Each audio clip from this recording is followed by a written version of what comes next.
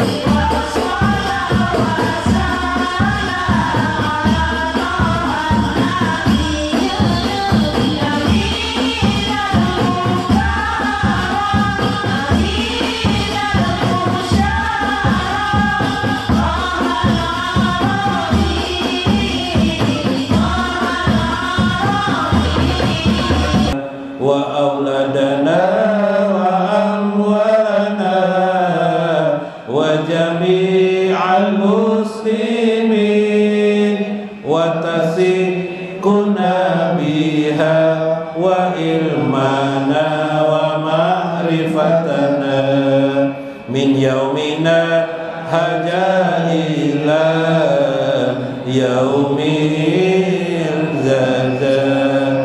Allahumma salli wa sallim ala sayyidina Muhammadin sahibil barakah salatan tubarikuna biha wa rizqana wa amalana wa jam'ana wa auladana wa amwalana wa kasbana wa tijaratana wa ilmana wa quwwatana bi adadil makhluk. Allahumma sholli wa sallim ala sayyidina Muhammadin fatihil maghfirah salatan taghfiruli biha wa walidayya wa auladi wa jami'il muslimin wa tufarriju biha kurbati wa saqai wa taghdi biha hawaiji bi adadi ilmillah. Allahumma salli wa sallim ala sayyidina Muhammadin qalbil masruri wa miftahil maisur wa fatihil lima uligha wa syafil ilan wa mufarijil kurubi wal humumi wa ala alihi wa sahbihi wa barik ila hadratin Nabi Mustafa Rasulillah sallallahu alaihi wasallam wa Syekh Ibnu Athaillah wa Syekh Abdul Qadir Al-Jailani wa walidaina wa walidaikum wa masyaikina wa masyaikum wa jami'il muslimina wal muslimat wal mu'minina wal mu'minat al ahya'i minhum wal amwat sayyulahumul fatihah. A'udzubillahi wa barakatuh. Bismillahirrahmanirrahim. Bismillahil malikil qudusi salam. Bismillahil ajijil hakim. Wassalatu wassalam ala sayyidina wa nabiyyina Muhammad wa ala alihi wa sahbihi ajmain. Fa inna insyaallah ab'asu li kitabi Syekh Abdul Qadir Jailani Fathur Rabbani wa Jala'ul Qatir wa nafa'ana bihi wa ulumihi bidarain amin ya rabbal alamin. Mudah-mudahan melewati saluran Syekh Abdul Qadir Al-Jailani hati kita selalu terikat dengan Allah Subhanahu wa taala dan pandai mengingat Allah serta pandai mengucap salawat kepada baginda Rasulullah sallallahu alaihi wasallam. Mudah-mudahan kita termasuk orang dimasukkan Allah pada jawarillah atau lingkungan Allah Subhanahu wa taala sampai kematian kita, barjah kita dan akhirat kita. Amin ya rabbal alamin. Wasani yang kedua, pi Jala'ul Qatir. Jala'ul Qatir.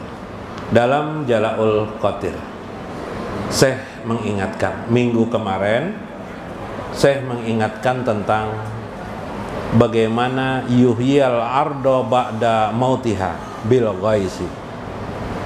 Allah mengajarkan kepada kita di alam ini namanya adalah menghidupkan tanah yang mati itu dengan hujan.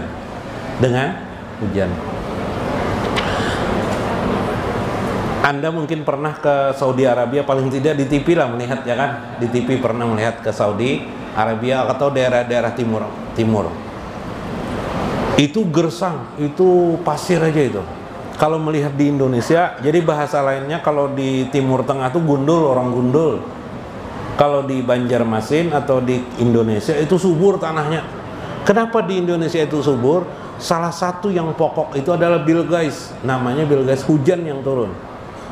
Jadi akhirnya sekarang orang-orang Timur Tengah seperti Saudi Arabia, bahkan Israel, daerah-daerah tertentu di Timur Tengah, di Yordan, itu dibuat mereka air di tanah itu, disemburkan mereka air. Kemudian ditambahkan mereka tanah-tanah di atasnya. Akhirnya mereka sekarang sudah rumput tumbuh, tanaman tumbuh sudah, ada penghijauan sudah. Nah itu namanya bilqais, karena dengan air. Nah hati kita ini akan kering kalau tidak ada sinar atau nur dari Allah Subhanahu wa Ta'ala. Kering itu bagaimana? Nah tadi, lalu akhirnya yang tumbuh itu bukan nur di hati kita berkembang, yang tumbuh itu adalah syahwat dan hawa nafsu. Ulun berikan contoh yang tumbuh. Kenapa tiba-tiba hati kita ini laki-laki suka dengan laki-laki yang lain? Yalah, ayo kenapa? Aneh lah, namanya LGBT, tahu lah LGBT itu apa toh? Hah? Apa me? Nah, lesbian, geng. Laki-laki suka kepada laki-laki. Nah, aneh lah. Atau wanita suka dengan sesama wanita. Bersuaminya tidak mau, kepinginnya suami wanita juga. Nah, itu namanya gay, lesbian, LGBT namanya. Kenapa jadi itu tumbuh?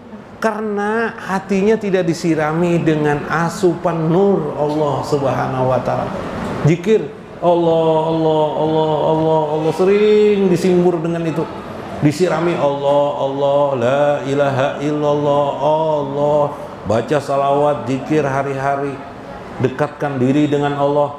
Bila itu tidak kita lakukan, timbul sendiri dia syahwat-syahwat, bahasa lainnya rumput-rumput liar. Ya kan, ada kalau apa patah? Kebun tetangga lebih liar, kebun tetangga. Kebun tetangga lebih hijau dari kebun apa maksudnya itu? Maksudnya adalah aneh, istri sendiri tidak disukai, istri tetangga disukai. Iyalah, itu rumput liar juga tuh. Hijau bang rumputnya.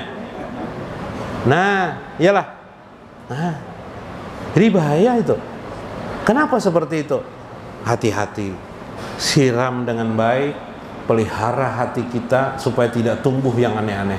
Ada lagi aneh, saya pernah nih langsung bertanya waktu dalam penelitian, kenapa ada seseorang itu suka melacur? Tahu lah pian melacur?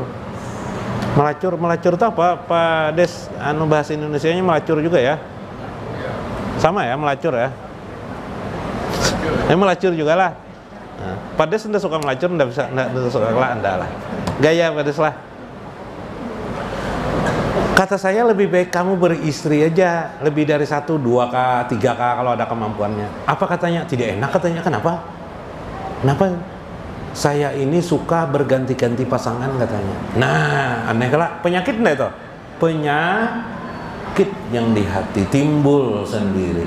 Hakun lah pian, karena penyakit itu nyaman mendoakan lah. Ada akun lah, didoakan nang bagus akun aja lah, didoakan gitu kada akun lah, suka-suka pernah.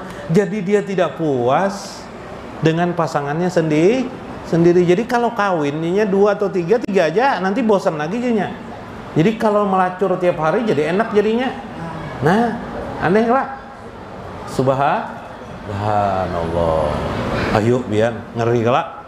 Nah, jadi itu bahayanya. Jadi pian syukur aja punya istri 1, syukur aja sudah, alhamdulillah. Lah, berarti penyakit itu tidak ada. Punya istri 2 misalnya, ya syukur aja sudah 2. Jangan mendengar langsung dicerai istri, jangan juga lah. Tambahi ke guru jarang, salah pulang nih. Itu urusan lain pulang lah.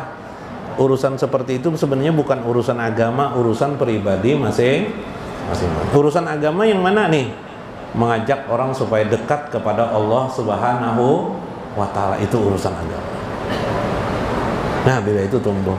Makanya jar kita kemarin orang yang tadi membanggakan ningrat, membanggakan aku anak jenderal, aku anak raja, aku anak apa, atau yang ribut nih soal keturunan Rasulullah lah, aku keturunan Rasulullah. Nah, itu di hatinya itu ada seperti itu lepasakan jar saya. Itu sifat sombong dan takjub yang bisa menghancurkan diri kita kepada Allah Subhanahu wa Ta'ala. Terhijab kita. Lalu apa? Kita tadi pakaian kita adalah la haula wala quwata illa billah. Subhanallah. Ya asyah, wahai orang-orang yang maksiat, tubu ilallah. Coba tobatlah kalian kepada Allah. Yuhyal qulub ba'da mautiha bitaubati wal yakjah. Jika kalian ingin menghidupkan hatimu, maka mulailah kalian bitaubati wal yakjah. Belajar untuk tobat, belajar untuk iktiraf, mengakui kesalahan diri sendiri. Astagfirullahaladzim, astagfirullahaladzim. Rasanya tidak ada lagi dosa-dosa apa aku ini, pasti ada salah, ya kah? Astagfirullahaladzim, ya Allah, pasti hambamu ini banyak salah. Tapi hamba mungkin sebagiannya aja tahu, sebagiannya tidak tahu. Astagfirullah, hamba ingin kembali kepada Engkau lagi. Wal yakjah, yakjah itu berkesadaran, bersadar diri. Tujuan diri ini diciptakan Allah untuk apa? Bahasa dasarnya untuk mengabdi kepada Allah. Wa ma khalaqtul jinna wal insa, dalam firman Tuhan, illa liya'budun. Tidaklah aku ciptakan jin dan manusia kecuali untuk mengabdi kepada Allah Subhanahu wa Ta'ala. Nah, itu yang penting. Wal yakjah, tubu ilallah wala taqnutu min rahmatin rabbikum, min rahmati rabbikum azza wa jalla. Janganlah engkau memutus rahmat Allah azza wa jalla pada dirimu. Wala tai'asu min ruhihi, jangan min rauhihi, janganlah engkau berputus asa dari rahmat Allah Subhanahu wa Ta'ala. Dulu Syekh dalam Fathur Rabbani mengingatkan kita supaya kita memandang alam semesta itu rahmat Allah. Ingat bersihlah, ingatlah. Nah, jikalau kita mampu melihat alam ini sudah merupakan rahmat Allah, berarti kita sudah duduk di asma Allah, Ar-Rahman, Ar-Rahim. Makanya ada pelajaran namanya Nur Muhammad. Pernah dengar Nur Muhammad lah? Nah, Nur Muhammad itu Nabi Muhammad SAW di dalam Al-Quran, wa ma arsalnaka illa rahmatan lil alamin. Wahai Muhammad, wa ma tidaklah aku utus dirimu itu kepada manusia. Bahasa lainnya, tidaklah kamu itu aku ciptakan untuk manusia yang lain kecuali sebagai rahmat bagi sekalian alam. Jadi Nabi Muhammad perwakilan rahmat. Makanya dalam hadis Nabi disebut dengan Nabiur Rahmah, Nabi Rahmat. Nah, apa maksudnya rahmat di sini? Rahmat ailil makna min asma'illah, dari asma Allah, Ar-Rahman dan Ar-Rahim.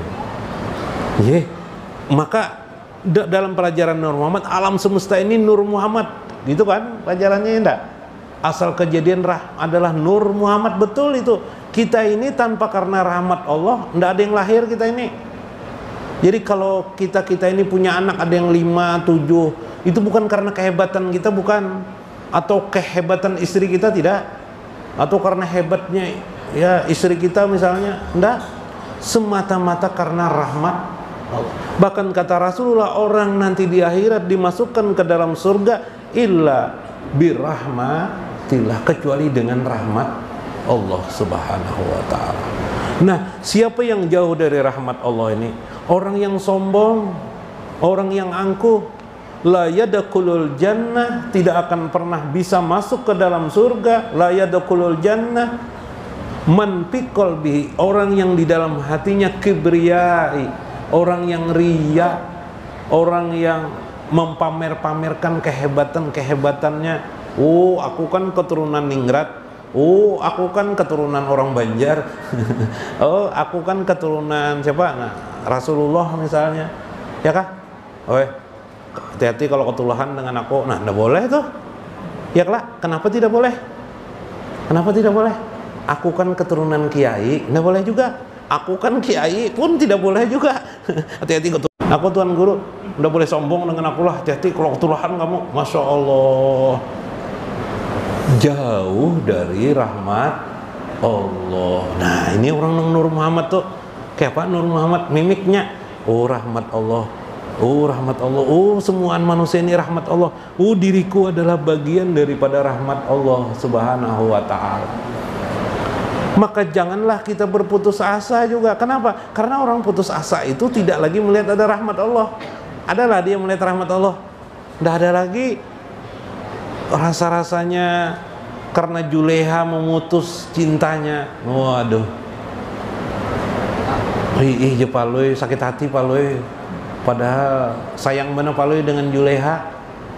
Pas hari Minggu di rumah Juleha nih acaraan model janur kuning tuh ada sakit hati Palui. Putus asa deh hidup. Datang Garbus. Garbus kenapa nih sakit hati itu si Juleha kawinan kalinya dah hari Minggu ini kawinan tanpa pemberitahuan kepadaku. Seharusnya beritahukan aku. Iyalah Garbus di mana rumahnya di situ nah. Lihati Garbus saya rumahnya. Oh udah pulang ya Garbus kenapa ya lah Gus Garbus ya lah ada janur kuning lah lengkap plus lengkap di situ. Makanya Pak, aku tadi itu tanya di wadah sini apa acara kawinan enggak? Ujar orang rumah situ, lainnya acara pemilu jar orang pemilihan adalah cocok tah. Cocok apa tah? Rupanya di rumah perempuannya itu pencablosan kah? Biasanya di kampung ada lah. Nah, pakai janur kuning, pakai macam-macamnya kalau orang. Kalau di Jawa tuh ada yang sampai ada orang menari-nari kan, ada supaya menggembirakan orang mencoblos tuh apa lah kenalah bila pencoblosan acara ramai-ramai lah sangka Palui calonnya nih sudah berkawinan medahulu sakit hatinya. Jadi itu tadi itu kembali begitu pentingnya hati itu. Kenapa yang bisa memutus dari rahmat Allah itu adalah hati kita. Tidak ada lagi kepercayaan seolah-olah Allah tidak menolong. Nah kayak apa kita dalam hidup ini bersangka baik benar-benar kepada Allah. Allah pasti menolong kita. Akan datang itu lebih baik lagi dari sekarang.